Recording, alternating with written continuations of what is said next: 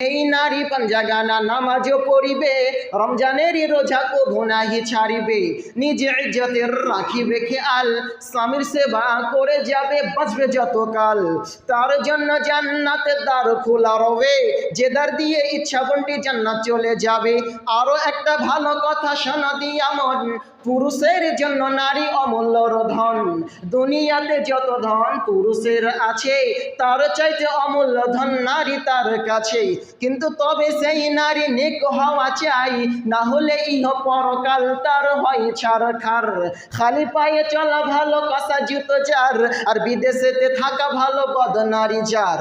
শোনো হে পুরুষ জাতি কোরআনে ফরমান, তোমাদের নারী যদি হয় না ফরমান, প্রথমতে বুঝাও তারে নানা প্রকারে, তাতে যদি না বুঝে বিলদানাতে দিহ জুদা করে। এই দুই প্রকারে যদি ঠিক নাহি হয়, আদরের মার তবে কিছু মারা